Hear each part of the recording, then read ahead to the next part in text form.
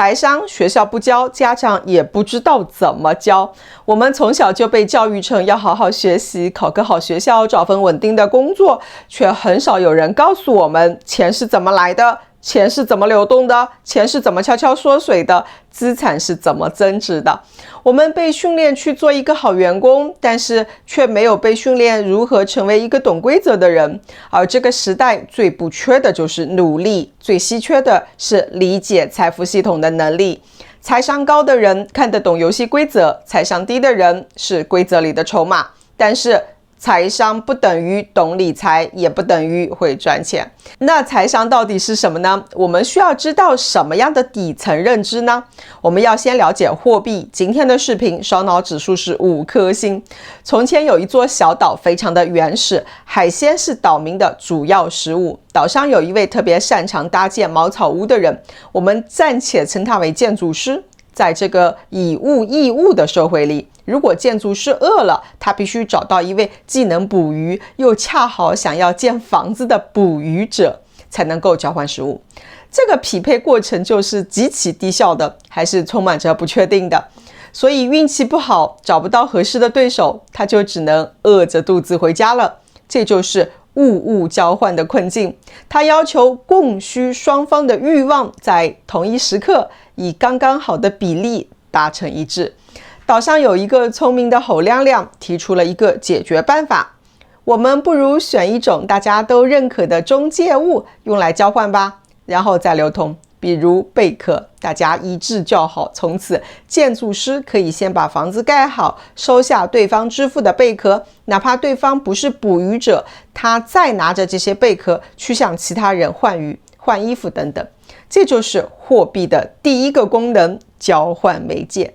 除了交换媒介，贝壳还有另外一个职能，记账单位。如果小岛只有3种产品，鱼、盐和茅草屋，那么大家就能够凭经验去估个价格，比如一顶茅草屋大约是20条鱼，或者是40包盐。可是随着生产力的上升，商品的种类就越来越多了，有人做陶罐，有人种南瓜，有人卖椰子，还有人做唱歌表演。一件东西值多少钱变得越来越很难说得清楚了。如果有 N 种商品要表达所有可能的交换比例，就需要下面这个公式了。比如小岛有10种商品，那就需要45种价格。而如果小岛有100种商品，那就需要4950种价格。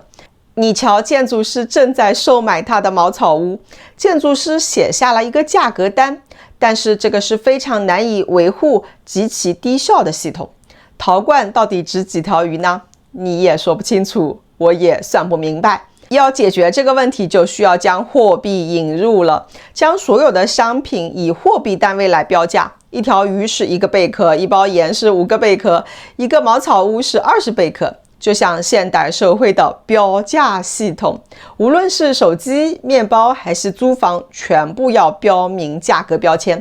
这就是货币的第2项重要的功能，计价单位。但是新的问题又来了，小岛上有些人勤劳，有些人懒惰。勤劳又聪明的人，比如王富贵，很快就攒下了一大堆的贝壳。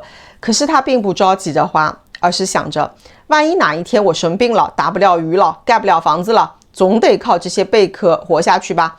于是贝壳就开始被作为存起来的价值。今天不消费，留到明天还能继续换东西。这就是货币的第3项职能，价值储藏。随着交易频率的提升，商品种类的复杂，小岛的货币也在不断的进化，从贝壳到金属货币，再到纸币，再到银行存款，乃至今天的数字货币。无论什么形式，怎么变化，真正能够成为货币的核心，只有如下3项职能。我特别喜欢山西的平遥古城，这里钱庄密布，而每个钱庄都是要建一个金库的，比如这样子的。在古代，金属货币是价值储藏的主要方式。它有2个优点，不易腐烂，便于保管，本身也是有内在价值的。于是有人将打猎劳作换来的盈余积攒成银锭、铜钱，藏进了钱箱，或者是埋进了地窖，靠存钱来对抗明天的不确定性。既跨越时间段的购买力的储藏，在人类历史当中的大部分时间里，都是金属货币或者是金本位的时代，所以黄金、白银都是稀缺的金属，难以凭空的制造，因此货币就天然具有了储值功能。人们只需要保存这个钱，就能稳稳的跨越时间，保有购买力。但是人类社会在1971年8月15号发生了一次重大的转折，美国总统尼克松单方面宣布美元与黄金脱钩，布雷顿森林体系随之崩溃，全球货币从此就彻底进入了信用时代。这带来了一个结构性的变化，货币可以被无限的创造。什么意思呢？以前每张纸币背后都是有黄金做支撑的，政府不能够随便印钱的。但是黄金和美元脱钩之后，理论上只要国家愿意，就可以无中生有的印出很多的钱。从此我们进入了一个钱越多钱越不值钱的时代。那怎么看钱印了多少呢？我们常常在新闻媒体当中听到了一个熟悉的词 M2， 来看看央行网站每个月发布的3组核心数据 M0、M1、M2， 它们是一套衡量钱多不多、钱流不流通的指标系统，官方叫做它货币供应量。这个 M2 是可以很庞大的，它越庞大，钱就越发毛。1995年，我上初中，有一个特别富有的同桌。那天我们一起出去玩，站在堤坝上面吹风，他不小心把5块钱的零花钱掉下去了，顺着堤坝就滚下去了。我赶紧叫他去捡，他却懒洋洋地说：“我不想捡，太麻烦了。”然后我就二话不说的就跑下去捡钱了。他为什么可以这么的任性呢？因为他的爸爸说，我们家有几百万的存款，这辈子都花不完。1995年，几百万的存款，是不是很有钱呢？但是故事并没有走向越来越好的方向。2008年，我们再见面，他们家并没有变得更加富有，反而是过得更加拮据了。他说，爸爸做生意不太顺利，家里的钱也没有怎么动，但是总觉得越来越不够花了。后来她嫁给了一个贫穷的小伙子，她认为爱更加重要。再到2018年，她已经开始为孩子的学费发愁了，信用卡、网贷都已经用尽了。这是那个当年可以不减5块钱的女孩子啊，怎么今天成了负债者呢？她的家并没有挥霍，也没有大亏，这一家人并没有做错任何的事情，但是他们错过了一个时代。他以为自己拥有的是静止的财富，却没有意识到这个世界是在流动的，财富也是在流动的，货币是在贬值的。他爸爸以为几百万是可以跨越一生的财富，但是现实是存款的利率早就跑不过物价的上涨，而他家始终是持有现金这套结构，等于是用静止的姿态去应对通胀的波动。如果我的同学生活在金属货币时代，他没有机会去变得更加贫穷，因为金属货币时代钱是有限的，黄金、白银是稀缺的，不能够随意增发的。在大多数的时间里，世界上是处于轻微的通缩或者是低通胀的状态，物价稳定甚至是缓慢下降的。只要把钱存好，就能够守住购买力，财富不会莫名其妙的缩水的。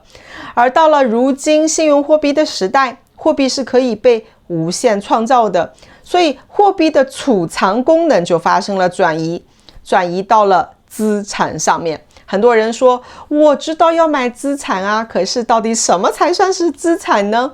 这就是财商要回答的第二个问题了。它有2个特征，能跨越时间，保留甚至是增长购买力，能带来现金流或者是可预期的收益。比如房子是资产，但是前提是要保值或者是收租的。股票它也是资产，但是前提是它这个企业是真实盈利的，不是情绪炒出来的。债券是资产，能够提供稳定的利息。黄金也是资产，能够对抗不确定性。比特币、稳定币在一定的共识体系之下，也可能是资产。而下面这些虽然有些也是有价格的，但是并不构成真正意义上的资产。比如炒鞋、炒卡片、炒潮玩、高利诱惑的理财、看不懂的各种基金、朋友的项目等等，都是不确定性太高了，不是所有的涨价的东西都叫资产。真正的资产是可以为你工作的东西，就是你在睡觉，资产还在为你赚钱，也叫钱生钱。那普通人应该如何选择储藏对象呢？不一定要成为理财高手，这个技术上是有很高的门槛的嘛。但是必须要避开这两种陷阱。第一是只存钱不买资产，第二是乱买资产追热点。听到这里，你是不是很想问一个问题？小狮子，你说的是通胀时代呀，那如果进入通缩时期呢？是不是现金才是更加重要的呢？这个问题问得很刁钻，但是问得也太好了。我们生活在一个不断循环的经济体系里边，经济总是在经历不同的周期的规律，不同的阶段，最值钱的东西当然是不一样的。这个表格它讲的是一种理论的状态，不能够完全按照这个表格的，真正的市场从来不按表格来走的。你永远只有回头看时才发现，哦，原来那个时候是最低点，那个时候应该是重仓的呀。找拐点既是技术活，更是艺术活。资产价格最低，未来预期最悲观，情绪最冰冷，但是数据开始悄悄的转暖的那一刻，这个是很难找到的。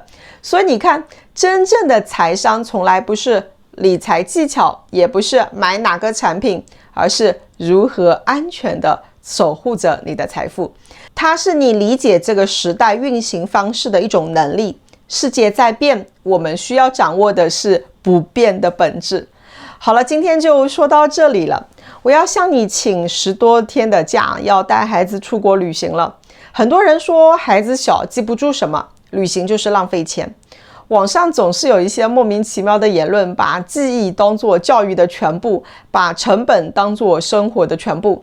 可是对我来说，旅行不是为了让孩子记住什么，而是让他感知什么。这趟出国旅行，我们会聊聊什么是汇率，为什么不同的国家货币的面值是不同的，为什么有些国家的钱很多，但是却买不到多少东西。我会告诉他，出国旅行其实就是一次小小的促进贸易平衡。在国外的超市里，要告诉他什么是国际贸易，顺便再告诉他为什么特朗普要打关税战。他会看见钱是相对性的，也会看见世界是多样性的。他也许不记得某一个细节，但是他会知道钱在这个世界上是流动的。财商教育从来不只是在课堂，它还藏在我们的生活当中。暑假愉快，再见。